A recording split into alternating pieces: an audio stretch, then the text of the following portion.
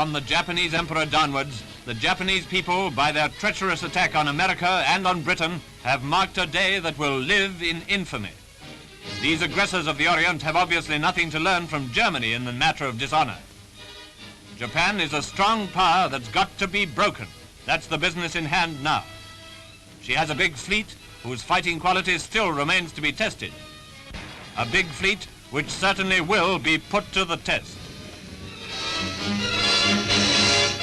That Japan will fight with all the ruthless ferocity of the Han himself, we already know. Haven't Shanghai and a score of cities provided the evidence?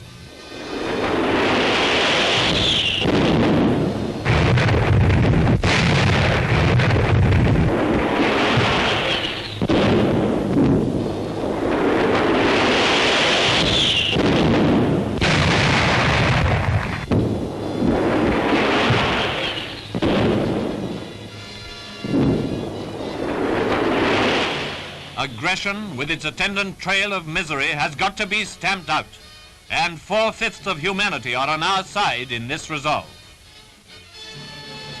The war has spread right round the world, and now the Pacific Ocean forms the vast new battle area.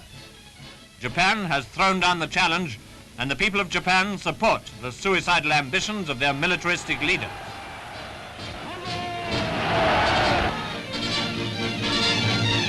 Nor has this idea of challenging the other Pacific powers arisen overnight. Years before we formed our ARP services, Japan, like Germany, was practicing defense against air raids. Witness this old picture of a mock attack on Tokyo. Now, of course, Tokyo may expect the real thing. Japan struck first. From French Indochina, Japanese aircraft and Japanese soldiers have been killing and plundering peace-loving peoples. With France too weak to resist, Japan is well established here. From here, she has bombed the Burma Road, but China continues to build it up again, and war material continues to go through. Now, at last, full aid is coming to the heroic Chinese, and not only by the Burma Road. Japan invaded Malaya and bombed Singapore, and will bomb it again. For Singapore, our £20 million base is one of the strongest vetoes on Japanese aggression.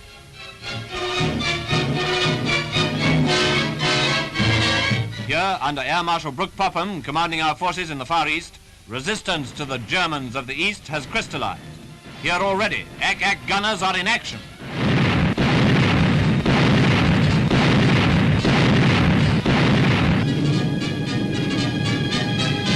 Japan bombed Manila, capital of the Philippines, which under American guidance have grown to the stature of self-government. America will finally ensure their independence. Japan bombed Pearl Harbour near Honolulu in Hawaii, the American Naval and Air Base. All this without breaking off negotiations then in progress. Indeed, a Japanese note was received after the first bombing. But America, now fully united, will remember, and we shall remember.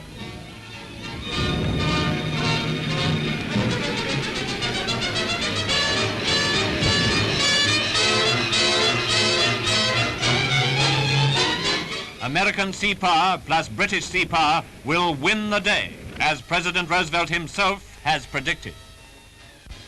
As Commander-in-Chief of the Army and Navy, I have directed that all measures be taken for our defense, but always will our whole nation remember the character of the onslaught against us.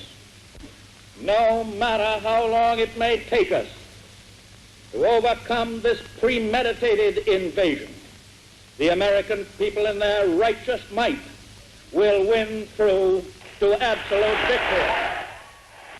I believe that I interpret the will of the Congress and of the people when I assert that we will not only defend ourselves to the uttermost, but will make it very certain that this form of treachery shall never again endanger us.